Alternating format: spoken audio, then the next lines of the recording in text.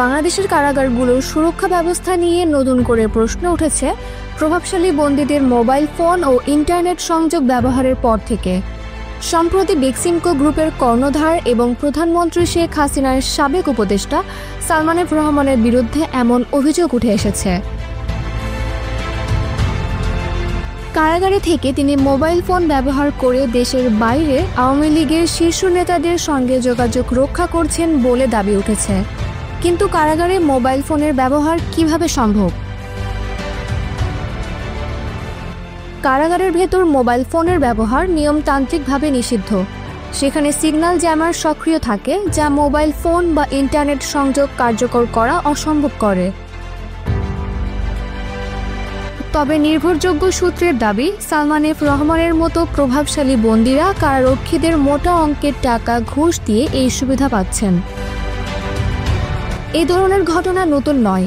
2021 সালে কারাগারে বসে জুম মিটিং করেছিলেন এমডি রফিকুল আমিন, যা সামাজিক যোগাযোগ মাধ্যমে ছড়িয়ে পড়লে দেশ জুড়ে সমালোচনার ঝড় ওঠে।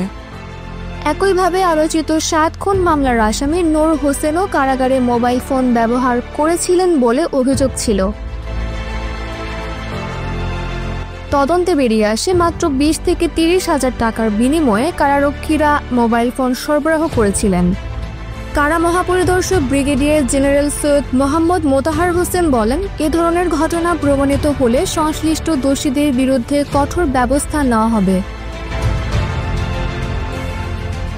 বিশ্লেষকদের মতে, কারাগার ব্যবস্থার দুর্বলতা এবং বন্দীদের প্রভাবশালী অবস্থানের কারণে এই ধরনের ঘটনা ঘটে চলেছে। মোটা অর্থের লেনদেনের মাধ্যমে বন্দীরা বিশেষ সুযোগ সুবিধা পান, যা কারাগারের নিয়মকানুনকে অবমূল্যায়ন করে। সরকার যখন দুর্নীতি দমন এবং শৃঙ্খলা প্রতিষ্ঠার জন্য বিভিন্ন উদ্যোগ গ্রহণ করছে, তখন কারাগারের ভেতরে এমন ঘটনা সরকারের প্রচেষ্টাকে প্রশ্নবিদ্ধ করছে। জনগণ প্রশ্ন তুলছে, এই অব্যবস্থাপনা কি শুধুই প্রশাসনিক ব্যর্থতা, নাকি এর পেছনে গভীর রাজনৈতিক ও আর্থিক কারণ রয়েছে?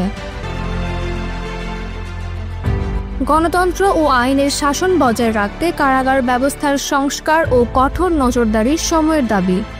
জনগণের দাবি, সরকারের উচিত দুর্নীতির বিরুদ্ধে জিরো টলারেন্স নীতি বাস্তবায়ন এবং প্রভাবশালী ব্যক্তিদের আইন ও শৃঙ্খলার আওতায় নিয়ে আসা।